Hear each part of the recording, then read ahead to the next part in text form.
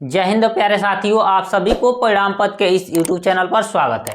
जैसे बहुविकल्पीय प्रश्न के महाकुंभ सीरीज का शुरुआत किया गया था, जिस में केमिस्ट्री के अंतर्गत आने वाले सभी चैप्टरों के सभी बहुविकल्पीय प्रश्नों को बारी बारी से देख लिए थे। तो चलिए अब फिजिक्स के पहले लेसन प्रकाश के परावर्तन तथा अपवर्तन के सभी बहुविकल्पीय प्रश्नों को हम बारी बारी से देखते हैं। तो चलिए आइए, इसमें पहला आपका प्रश्न है, एक उत्तल दर्पण में फोकस दूरी 10 सेंटीमीटर है, दर्पण की वक्रता त्रिज्या होगी। जी हाँ दोस्तों, बताना है आपका एक उत्तल दर्पण है और इसमें फोकस दूरी दे दिया गया है और वक्रता त्रिज्या पूछ लिया गया है। तो सबसे पहले आपको वक्रता त्रिज्या और फोकस दूरी में संबंध आपको पता होना चाहिए। तो चलिए देखिए, इसका फार्मूला एक होता है, फार्मूला हम बता दे रहे हैं और उस पर हम सवाल को लगाकर बता दे रहे हैं इसका ऑप्शन क्या सही होगा। तो चलिए देखिए, फोकस दूरी और वक्रता त्रिज्या में संबंध होता है आपका F बराबर R/2। आपका जो फोकस दूरी होता है वक्रता त्रिज्या का आधी होती है। तो चलिए, इसमें आपका फोकस दूरी कितना दे दिया है, 10 सेंटीमीटर। तो यहाँ पर फोकस दूरी की जगह पर कितना रख देंगे, 10, और इधर क्या हो जाएगा, R/2। अब इधर 2 क्या है, भाग में, उधर जाएगा तो गुणा में हो जाएगा। तो इधर आपका कितना मिल जाएगा, आपका R बराबर, ये इधर आ जाएगा तो गुणा में हो जाएगा तो 20 सेंटीमीटर। तो इसमें आपका ऑप्शन नंबर क्या सही हो जाएगा, इसमें ऑप्शन नंबर बी सही हो जाएगा। इसका right answer option number B सही हो जाएगा, 20 सेंटीमीटर। चलिए अगला प्रश्न देख लेते हैं।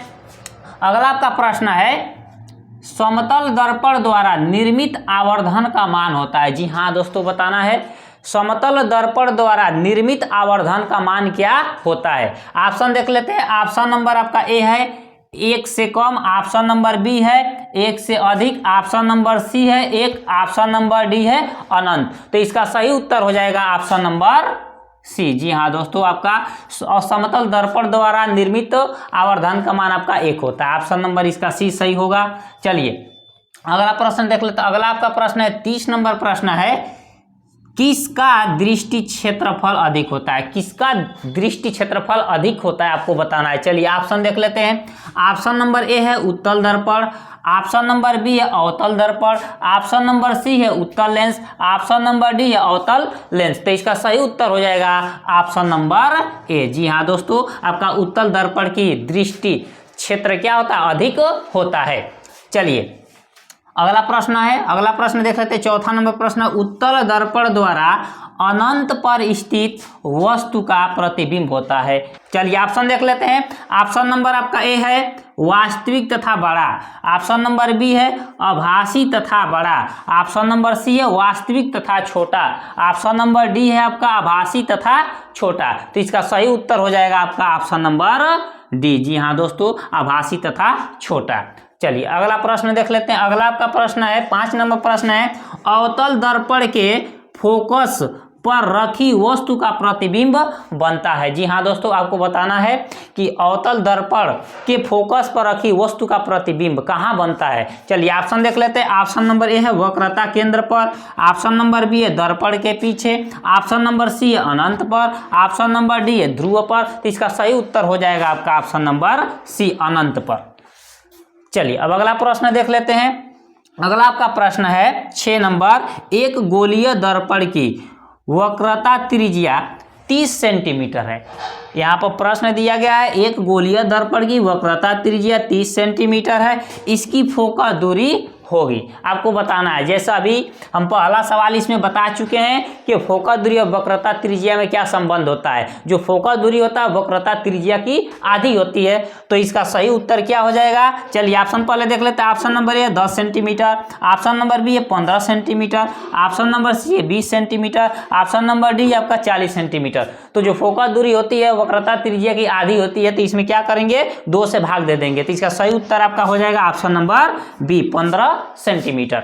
चलिए अगला प्रश्न देख लेते हैं। आपका 7 नंबर प्रश्न है, एक उत्तल लेंस की क्षमता 5 डायोप्टर है, इसकी फोकस दूरी होगी। आपको बताना है, एक आपका उत्तल लेंस दे दिया गया है और इसकी क्षमता दे दिया गया है 5 डायोप्टर। इसका क्षमता दे दिया गया 5 डायोप्टर है और इसकी फोकस दूरी बताना है। तो इस सवाल को बताने के लिए सबसे पहले आप इसका फार्मूला याद होना चाहिए। चलिए, इसका सूत्र होता है P बराबर P बराबर सूत्र आपका होता है 100 बटे का एफ, 100 बटे का एफ। देखिए आपका आंसर यहाँ किस में दिया है, आंसर आपका ये दिया है आपका सेंटीमीटर में। तो सेंटीमीटर में दिया है, तो जब भी सेंटीमीटर में दिया होता है तो यहाँ पर एफ के ऊपर हम क्या करते हैं 100 लिखते हैं। अगर मीटर में दिया होता तो इसका फार्मूला ये होता है P बराबर आपका 1 बटे का एफ। एफ किस में होता है, मीटर में, लेकिन यहाँ पर फोकस दूरी आपका सेंटीमीटर में दिया है तो यहाँ पर क्या रखेंगे 100 बटे का एफ। तो यहाँ पर आपका क्षमता दे दिया गया है, P का मान दे दिया गया है, 5 डायोप्टर है तो P की जगह पर 5 रख देंगे। इधर बराबर आपका हो जाएगा 100 बटे का एफ। तो ये क्या होगा, यहाँ गुणा कर लीजिए, इसको इधर भेजिए, एफ इधर आएगा तो भाग में, इधर आएगा तो गुणा में, तो 5 एफ हो जाएगा और इधर आपका 100। अब इधर एफ बराबर आपका 100 अब बटे का इधर आपका गुणा में है 5, इधर आएगा तो भाग में 5 हो जाएगा, तो 5 × 5 इसमें भाग देंगे तो 20 बार में ये 100 कट जाएगा। तो एफ बराबर कितना आपका आ जाएगा 20। लेकिन ये ध्यान दीजिएगा, जो आपका उत्तल लेंस होता है उसका फोकस दूरी क्या होता है आपका धनात्मक होता है। ये चिन्ह का भी ध्यान रखना है। तो ये क्या आएगा, धनात्मक आपका आएगा 20 + 20 सेंटीमीटर। तो इसका सही उत्तर क्या हो जाएगा, ऑप्शन नंबर ए। जी हाँ दोस्तों, ऑप्शन नंबर ए सही हो जाएगा। चलिए अब अगला प्रश्न देख लेते हैं। अगला आपका प्रश्न है 8 नंबर, किसी वस्तु से बड़ा आभासी प्रतिबिंब बनाने वाला दर्पण है। जी हाँ दोस्तों, आपको बताना है, क्या बताना है कि किसी वस्तु से बड़ा आभासी प्रतिबिंब बनाने वाला दर्पण कौन सा है। तो चलिए इसका ऑप्शन देख लेते हैं। ऑप्शन नंबर ए समतल, ऑप्शन नंबर बी है आपका उत्तल, ऑप्शन नंबर सी है आपका अवतल और ऑप्शन नंबर डी है ये सभी। तो इसका सही उत्तर हो जाएगा आपका ऑप्शन नंबर सी अवतल। चलिए अगला प्रश्न देखते हैं। अब अगला प्रश्न आपका 9 नंबर प्रश्न है, किसी वस्तु से बड़ा आभासी प्रतिबिंब बनाने वाला दर्पण है। जी हाँ दोस्तों, आपको बताना है किसी वस्तु से बड़ा आभासी प्रतिबिंब बनाने वाला दर्पण कौन सा है। चलिए ऑप्शन देख लेते हैं। ऑप्शन नंबर ए है आपका समतल, ऑप्शन नंबर आपका बी है उत्तल, ऑप्शन नंबर सी है अवतल, ऑप्शन नंबर डी है गोलीय। तो इसका सही उत्तर हो जाएगा आपका ऑप्शन नंबर सी। जी हाँ दोस्तों, अवतल दर्पण द्वारा क्या होता है आपका बड़ा आभासी प्रतिबिंब बनता है। चलिए अगला प्रश्न देख लेते हैं। 10 नंबर प्रश्न आपका है, अवतल दर्पण के सम्मुख ध्रुव और फोकस के बीच वस्तु का प्रतिबिंब बनता है। जी हाँ दोस्तों, आपको बताना है क्या, अवतल दर्पण के सम्मुख ध्रुव और फोकस के बीच वस्तु का प्रतिबिंब कैसा बनता है। चलिए ऑप्शन देख लेते हैं। ऑप्शन नंबर ए है आपका सीधा आभासी बड़ा, ऑप्शन नंबर आपका बी है सीधा आभासी छोटा, ऑप्शन नंबर सी है सीधा आभासी, यहाँ पर आपका ये सर आएगा बड़ा, ऑप्शन नंबर आपका डी है सीधा वास्तविक छोटा। तो इसका सही उत्तर हो जाएगा आपका ऑप्शन नंबर ए। जी हाँ दोस्तों, आपका अवतल दर्पण के सम्मुख ध्रुव और फोकस के बीच रखा वस्तु का प्रतिबिंब आपका सीधा आभासी और बड़ा बनता है। चलिए अगला प्रश्न देख लेते हैं। अगला आपका प्रश्न 11 नंबर प्रश्न है, 1 मीटर फोकस दूरी वाला उत्तल लेंस की क्षमता होती है। जी हाँ दोस्तों, आपको बताना है 1 मीटर फोकस दूरी वाला उत्तल लेंस की क्षमता क्या होती है। चलिए ऑप्शन देख लेते हैं। ऑप्शन नंबर ए है आपका -1 डायोप्टर, ऑप्शन नंबर बी है 2 dioptre + 2 dioptre, option number C है 1.5 डायोप्टर, ऑप्शन नंबर डी है +1 डायोप्टर। तो इसका सही उत्तर हो जाएगा आपका ऑप्शन नंबर डी। जी हाँ दोस्तों, 1 मीटर फोकस दूरी वाला उत्तल लेंस की जो क्षमता होती है +1 डायोप्टर होती है। चलिए अगला प्रश्न देख लेते हैं। 12 नंबर आपका प्रश्न है, निम्नलिखित में से किस माध्यम में प्रकाश की चाल न्यूनतम होती है। न्यूनतम मीन्स होता है कम, न्यूनतम मीन्स क्या होता है कम। तो चलिए इसका ऑप्शन देख लेते हैं। ऑप्शन नंबर ए हीरा में, ऑप्शन नंबर बी है जल में, ऑप्शन नंबर सी है कांच में, ऑप्शन नंबर डी है केरोसिन में। तो इसका सही उत्तर हो जाएगा ऑप्शन नंबर ए। जी हाँ दोस्तों, हीरा में क्या होता है, हीरा में प्रकाश की जो चाल होता है सबसे कम होता है, मीन्स न्यूनतम होता है। चलिए अगला प्रश्न देख ले। अगला प्रश्न आपका 13 नंबर है, निर्वात में प्रकाश की चाल होती है? मोस्ट इंपॉर्टेंट क्वेश्चन, निर्वात में प्रकाश की चाल क्या होती है आपको बताना है। चलिए ऑप्शन देख लेते हैं। ऑप्शन नंबर आपका ए 3 गुणे 10 का घात 7 मीटर प्रति सेकेंड। ऑप्शन नंबर बी है 2 गुणे 10 का घात 8 मीटर प्रति सेकेंड। ऑप्शन नंबर सी है आपका 3 गुणे 10 का घात 8 मीटर प्रति सेकेंड। ऑप्शन नंबर डी है आपका 3 गुणे 10 का घात 10 मीटर प्रति सेकेंड। तो इसका सही उत्तर हो जाएगा आपका ऑप्शन नंबर सी आपका सही आंसर हो जाएगा। 3 गुणे 10 का घात 8 मीटर प्रति सेकेंड होता है प्रकाश का निर्वात में चाल। चलिए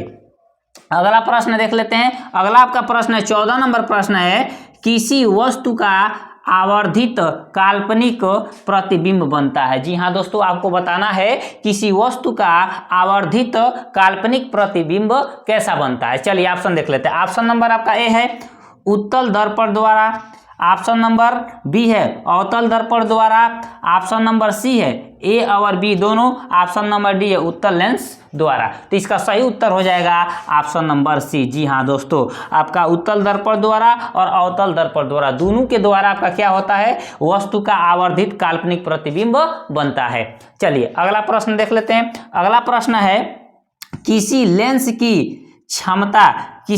की क्षमता की इकाई होती है। किसी लेंस की क्षमता की इकाई क्या होती है आपको बताना है। चलिए ऑप्शन देख लेते हैं। ऑप्शन नंबर ए है आपका प्रति मीटर, ऑप्शन नंबर बी है मीटर प्रति सेकेंड, ऑप्शन नंबर सी है मीटर, ऑप्शन नंबर डी इनमें से कोई नहीं। तो आपका जो लेंस होता है उसकी इकाई क्या होती है, मीन्स उसका यूनिट क्या होता है, तो आपका प्रति मीटर होता है। ऑप्शन नंबर ए सही होगा। और ध्यान दीजिएगा आपका लेंस की क्षमता की इकाई डायोप्टर भी होता है। चलिए अगला प्रश्न है 16 नंबर प्रश्न है, एक अवतल दर्पण की वक्रता त्रिज्या 20 सेंटीमीटर है, इसकी फोकस दूरी होगी। जी हाँ दोस्तों, आपको ये प्रश्न का उत्तर बताना है कि एक अवतल दर्पण की वक्रता त्रिज्या 20 सेंटीमीटर दे दिया गया है और इसका फोकस दूरी बताना है। ये देखिए सवाल आपका बार बार ऐसे मिल रहा है, या यहाँ से आपका श्योर है कि ये सवाल यहाँ से आपका आना है। चलिए देखिए, तो इसको कैसे, इसका उत्तर कैसे बताएंगे, तो आप जानते होंगे वक्रता त्रिज्या और फोकस दूरी में संबंध क्या होता है। आपका फार्मूला यही होता है आपका F बराबर R/2, जो फोकस दूरी होती है वक्रता त्रिज्या के आधी होती है। तो चलिए इसमें वक्रता त्रिज्या आपका दे दिया है, कितना दे दिया है, अब फोकस दूरी पूछा गया है, तो इसमें वक्रता त्रिज्या आपका 20 सेंटीमीटर दे दिया है। तो चलिए यहाँ पर क्या कर रहे हैं हम, R के जगह पर 20 लिख दीजिए या /2, तो इसमें 2 से काटेंगे 20 को तो कितना आएगा 10, और इसमें जो आंसर आपका आ रहा है ये 10।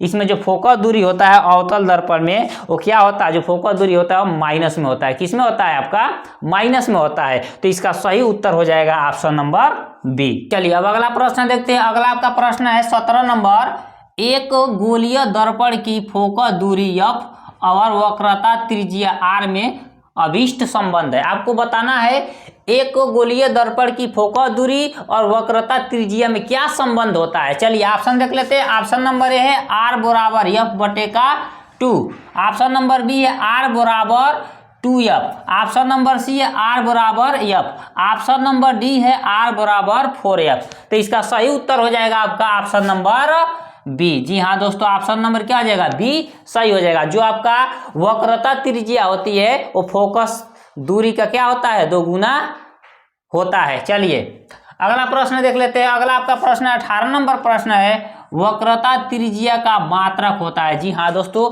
आपको बताना है वक्रता त्रिज्या का मात्रक क्या होता है। ऑप्शन देख लेते हैं। ऑप्शन नंबर ए है मीटर, ऑप्शन नंबर बी है सेंटीमीटर, ऑप्शन नंबर सी है किलोमीटर, ऑप्शन नंबर डी है ये सभी। तो इसका सही उत्तर हो जाएगा आपका ऑप्शन नंबर ए। जी हाँ दोस्तों, मीटर होता है, वक्रता त्रिज्या का मात्रक मीटर होता है। चलिए अगला प्रश्न देख ले, 19 नंबर प्रश्न है आपका, उत्तल दर्पण से बनने वाले प्रतिबिंब की प्रकृति है। आपको बताना है उत्तल दर्पण द्वारा बनने वाला प्रतिबिंब की प्रकृति कैसा होता है। चलिए ऑप्शन देख लेते हैं। ऑप्शन नंबर ए है वास्तविक तथा बड़ा, ऑप्शन नंबर आपका बी है आभासी तथा छोटा, ऑप्शन नंबर सी है वास्तविक व छोटा, ऑप्शन नंबर डी है ये सभी। तो इसका सही उत्तर हो जाएगा ऑप्शन नंबर बी। जी हाँ दोस्तों, ऑप्शन नंबर बी सही हो जाएगा, आभासी तथा छोटा।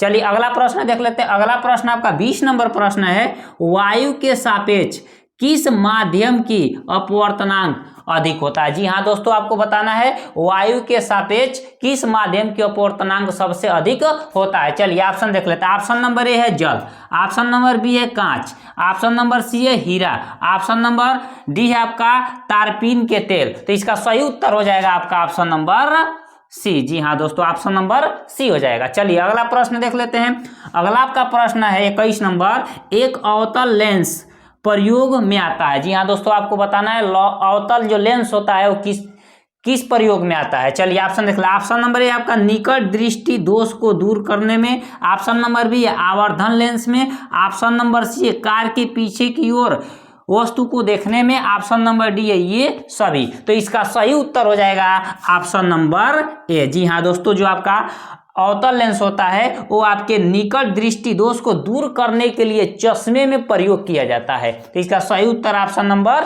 ए हो जाएगा। चलिए अगला प्रश्न देख लेते हैं। अगला प्रश्न आपका है 22 नंबर प्रश्न आपका है, आपतन कोण तथा परावर्तन कोण सदैव होते हैं। जी हाँ दोस्तों, आपको बताना है आपतन कोण और परावर्तन कोण सदैव क्या होते हैं। चलिए ऑप्शन देख लेते हैं। ऑप्शन नंबर ए बराबर नहीं होते हैं, ऑप्शन नंबर आपका बी है बराबर होते हैं, ऑप्शन नंबर आपका सी है ए और बी दोनों, ऑप्शन नंबर डी है इनमें से कोई नहीं। तो जो आपका आपतन कोण और परावर्तन कोण होता है ये सदैव आपस में क्या होते हैं, बराबर होते हैं। तो इसका सही उत्तर हो जाएगा आपका ऑप्शन नंबर बी, बराबर होते हैं। दोनों एक दूसरे के क्या होते हैं, बराबर होते हैं। चलिए अगला प्रश्न देख लेते हैं। अगला प्रश्न आपका 23 नंबर प्रश्न आपका है, किसी अवतल दर्पण द्वारा वस्तु के आकार के बराबर वास्तविक और उल्टा प्रतिबिंब बनता है, वस्तु की स्थिति होगी। जी हाँ दोस्तों, आपको बताना है कि किसी अवतल दर्पण द्वारा वस्तु के आकार के बराबर प्रतिबिंब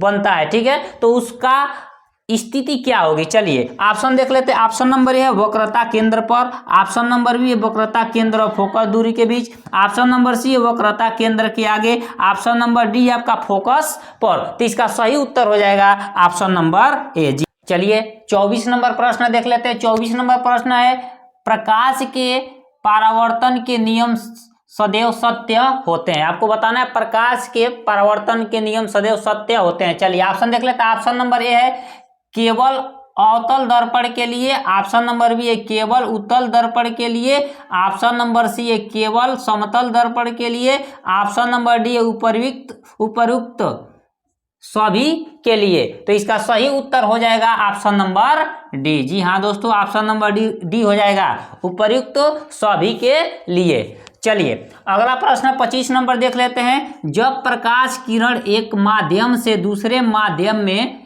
जाने पर अविलंब से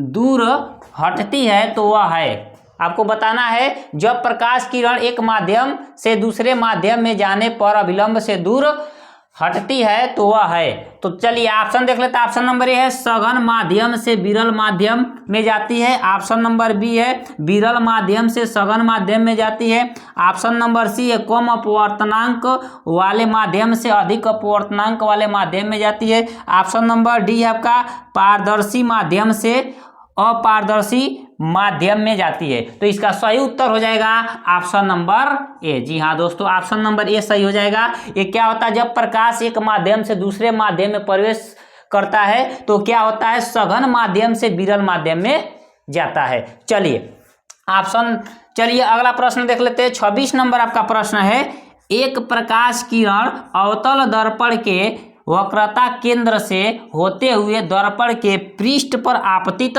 होती है, परावर्तन कोण का मान होगा। आपको बताना है कोई प्रकाश किरण है वो वक्रता केंद्र से होते हुए दर्पण के पृष्ठ पर आपतित हो रहा है तो इसका मान क्या होगा। चलिए तो परावर्तन कोण का मान क्या होगा। ऑप्शन देख लो। ऑप्शन नंबर ए है 60 अंश, ऑप्शन नंबर बी है आपका 0 अंश, ऑप्शन नंबर सी है 90 अंश और ऑप्शन नंबर डी है 120 अंश। तो इसका सही उत्तर हो जाएगा ऑप्शन नंबर बी। जी हाँ दोस्तों, 0 अंश होगा। चलिए अगला प्रश्न देख लेते हैं। अगला आपका प्रश्न है 27 नंबर, निर्वात में प्रकाश की चाल 3 × 10 मीटर प्रति सेकेंड है तो कांच में और दिया इसमें जिसका अपवर्तनांक, कांच का अपवर्तनांक दे दिया 1.5 है में प्रकाश की चाल होगी। आपको बताना है कि कांच का अपवर्तनांक दे दिया और कांच में प्रकाश की चाल क्या होगी ये आपको बताना है। तो चलिए इसमें ऑप्शन देख लेते हैं। ऑप्शन नंबर ए है आपका 2.0 × 10⁸ मीटर प्रति सेकंड। ऑप्शन नंबर बी है 2.0 × 10⁸ मीटर प्रति सेकंड। ऑप्शन नंबर सी है 4.5 × 10⁸ मीटर प्रति सेकंड। ऑप्शन नंबर डी है आपका 3.0 × 10⁸ मीटर प्रति सेकंड। तो इसका आंसर क्या हो जाएगा आपको बताना है। तो चलिए इसको पहले सवाल को लगाएंगे कैसे समझ लेते हैं हम। जैसे अपवर्तनांक दे दिया तो इसमें क्या करेंगे, प्रकाश की चाल में हम क्या करेंगे, कांच के अपवर्तनांक से क्या करेंगे, भाग दे देंगे। इसमें दिया है प्रकाश की चाल, प्रकाश की चाल में क्या करेंगे, दिया है आपका 3 × 10⁸। इसमें क्या करेंगे, भाग दे देंगे, कांच के अपवर्तनांक से भाग देंगे। दशमलव हटेगा तो यहाँ से आपका कितना हो जाएगा, 30 हो जाएगा × 10⁸।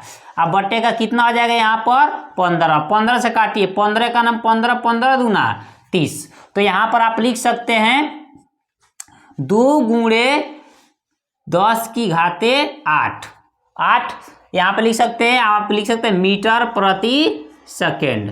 तो जीरो से कोई इधर मतलब नहीं होता है, ठीक है। तो इसका सही उत्तर क्या आ जाएगा, ऑप्शन नंबर ए। जी हाँ दोस्तों, ऑप्शन नंबर ए सही हो जाएगा। चलिए अगला प्रश्न देख लेते हैं। किसी वस्तु का आभासी सीधा और बड़ा प्रतिबिंब प्राप्त करने के लिए वस्तु को उत्तल लेंस के सामने कहाँ रखते हैं। चलिए ऑप्शन देख लेते हैं। ऑप्शन ए है लेंस के मुख्य फोकस पर। ऑप्शन नंबर बी है फोकस दूरी की दोगुनी दूरी पर। ऑप्शन नंबर सी है अनंत पर। ऑप्शन नंबर डी है लेंस के प्रकाशीय केंद्र और मुख्य फोकस के बीच में। तो इसका सही उत्तर हो जाएगा ऑप्शन नंबर डी। इसका ऑप्शन नंबर डी सही हो जाएगा। चलिए अगला प्रश्न देख लेते हैं। अगला आपका प्रश्न है 29 नंबर। प्रकाश की चाल माध्यम 1 व माध्यम 2 में क्रमशः V1 व V2 हो, तब माध्यम 1 का अपवर्तनांक माध्यम 2 के सापेक्ष होता है, आपको बताना है। चलिए ऑप्शन देख लेते हैं। ऑप्शन नंबर आपका ए है V1/V2। ऑप्शन नंबर बी है V2/V1। ऑप्शन नंबर सी है V1 × V2। Option number D है आपका V1 + V2। तो इसका सही उत्तर हो जाएगा ऑप्शन नंबर बी। जी हाँ दोस्तों, V2/V1 होता है। चलिए अब लास्ट प्रश्न देख लेते हैं। लास्ट प्रश्न आपका है 30 नंबर प्रश्न है। निम्नलिखित में से कौन सा सही नहीं है, कौन सा इसमें से सही नहीं आपको बताना है। चलिए ऑप्शन ए है आपका प्रकाश विद्युत चुंबकीय तरंग होता है। ऑप्शन नंबर आपका बी है प्रकाश सीधी रेखा में गति करता है। ऑप्शन नंबर सी है प्रकाश अनुदैर्ध्य तरंग है। ऑप्शन नंबर डी है प्रकाश अनुप्रस्थ तरंग है। तो इसका सही उत्तर हो जाएगा ऑप्शन नंबर सी। जी हाँ दोस्तों, ऑप्शन नंबर क्या हो जाएगा, ऑप्शन नंबर सी सही हो जाएगा।